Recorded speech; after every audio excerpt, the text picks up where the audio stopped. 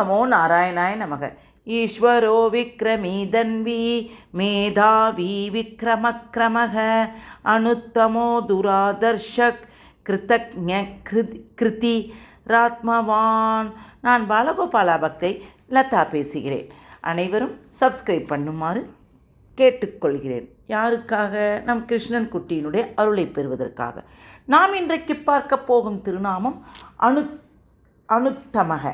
அதனோட மீனிங் என்னன்னு பார்த்தோங்கன்னா ஒப்பற்றவர். சொல்லும் முறை அனுத்த மாய நமக, அனுத்த மாயை நமக என்று சொல்லணும். எதுக்காக இந்த காக்காவுக்கு வந்து காகம்ன்று பேர் வந்தது என்பதை பற்றி ஒரு ராமர் கதையின் மூலம் பார்ப்போமா? வாருங்கள், கடைசி வரை கேளுங்கள்.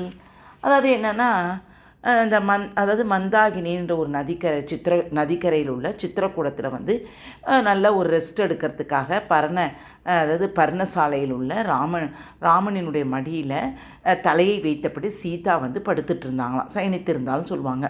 அப்போது வந்து இந்திரனுக்கும் ஒரு காகத்துக்கும் பிறந்த மகனானதான் காகாசுரன் பேர் இருந்துச்சு. அப்போ வந்து அவன் பேர் காகாசுரன். சீதையின் மேல் மோகம் கொண்டு அவள் மார்பில் வந்து கொத்தினானாம்.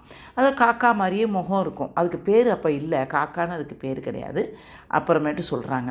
அதை சயனித்திருந்த சீதா வந்து எழுந்தாலாம். அது ஒரு சாதாரண காகம் என்று கருதி ஒரு கல்லை எடுத்து அதை அடித்து துரத்தினாலாம். பாவம், அந்த காகத்தை விட்டுவிடு என்று சொன்னாராம் ராமன்.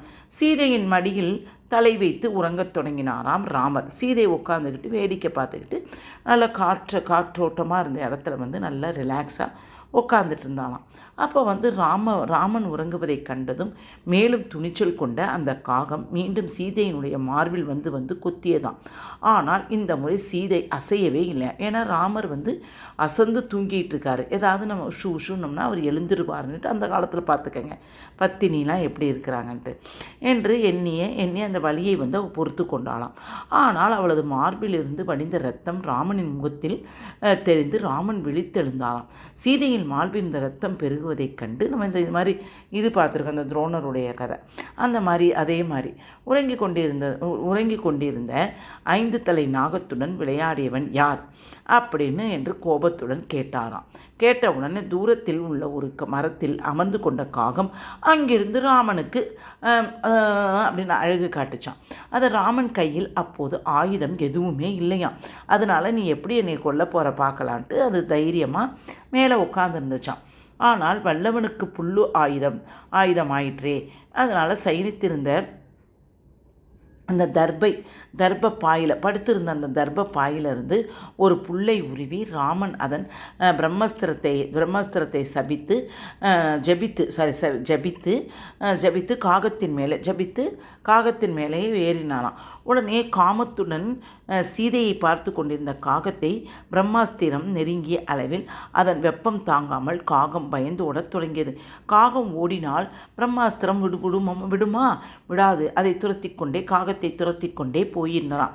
காகம் நின்று திரும்பி பார்த்தால் பிரம்மாஸ்திரமும் நின்று விடுதான். இப்படியே காகத்தால் ஒன்றுமே செய்ய முடியலையாம். அதிலிருந்து தப்பிக்க வழி தெரியாத காகம் தன் தந்தை இந்திரனிடம் போய், ஐயோ என்னை காப்பாற்றுங்கள் அப்படின்னா, ஐயோ நீங்கள் வராதே, உனக்கு அடைக்கலம் கொடுத்தால் இந்திரலோகமே ராமபாணத்துக்கு இரையாகிவிடும் என்று யார் சொன்னார்?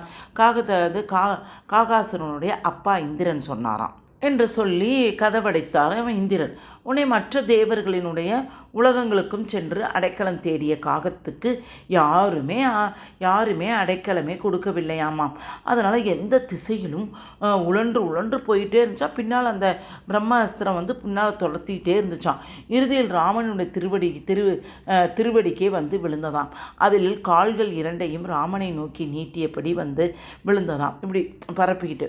அப்போ வந்து தன்னிடம் பிழை செய்ததை பொருட்படுத்தாமல் சீதை, அதாவது அவர்கிட்ட தானே தப்பு பண்ணுச்சு அந்த காகேஸ்வரன். அதனால் எதையுமே பொருட்படுத்தாமல் அந்த காகத்தின் மேல் கருணை கொண்டு அதன் தலை ராமனின் திருவடியில் படும்படி கிடத்தி, இதோ சரணாகதி செய்த இந்த குழந்தையை மன்னித்தருளுங்கள். அப்படியே கீழே ராமனுடைய காலில் வந்து தலையை விரிச்சிக்கிட்டு அப்படியே உட்கார்ந்துருந்துச்சான். உடனே இந்த குழந்தைக்கு மன்னிப்பு தருங்கள் என்று சொன்னாலாம். உடனே இவனை வந்து நான் மன்னிக்கவே மாட்டேன் அப்படின்னு சொன்னாராம். உடனே வந்து அதுக்கப்புறம் வந்து ரொம்ப சீதை கெஞ்சினோடனே, சரி நான் மன்னிக்கிறேன் என்று இவனை நோக்கி எய்த என் பானத்துக்கு இலக்காக ஏதோ ஒன்றை தந்தாக வேண்டுமே என்றான் ராமன். இவன் அந்த அந்த பானத்துக்கு, பானம்னா என்ன, அந்த அஸ்திரம், அதுக்கு ஏதோ ஒன்று தந்தாகவே. தவறான பார்வை உடையவனான எனது கண்களுக்குள் ஒன்று இந்த பானத்துக்கு இரையாகட்டும் என்று காகாசுரன் கூற ராமபானம் அவனது வலக்கண்ணை பறித்தது. எப்படி பார்த்துக்கங்க. ஏன்னா ஒரு அஸ்திரம் விட்டுட்டோம்னா அது ஏதாவது ஒன்று இரையாகணும். அதுக்கு ஒன்றுமே இல்லாதனால காகத்துக்கு அதை ஒரு கண்ணை எடுத்துட்டார். எடுத்த உடனே வலக்கண்ணை பறித்தது. அவன் மேல் கருணை கொண்ட ராமன் உனது வலக்கண் பறிபோனாலும் இடக்கண்ணாலே இருபுறமும் பார்க்கும் ஆற்றல் உனக்கு உண்டாகட்டும். பார்த்துக்கங்க, காக்கான்றது எப்படி வந்துச்சுன்றது. அந்த காகாசுரன்றது காக்கா வந்தது. இதை சீதை இனி மக்கள் தங்கள் முன்னோர்களுக்கு பித்ருக்காரியம் செய்யும்போது காகத்துக்கு சாத உருண்டை வழங்குவார்கள். அதனால் காகாசுரனுக்கு அதாவது சாத உருண்டையை வைப்பாங்க. அந்த பித்ருக்கள்கிட்டேருந்து உனக்கு நல்ல ஒரு சிறப்பு கிடைக்கும் காக்கான்றதுக்கு அப்படின்னு காகாசுரனுக்கு வரமளித்தாளாம் சீதாதேவி. பெரும் தீங்கு இழைத்த என் மீது கருணை காட்டிய சீதையை போல் குணமுடையவள் எவள்? சரணம் என்று வந்தமையால் பாவியான என்னை மன்னித்தருடைய ராமனை போன்ற சீலன் எவன் அப்படின்னு காகாசுரன் அவங்களை பற்றி ரொம்ப பெருமையாக பேசினாலாம். கா என்றால் வடமொழியில் எவள், கரெக்டு. நாங்கள் சான்ஸ்கிரிட் படிக்கும்போது இதெல்லாம் படித்தோம் என்று பொருள்.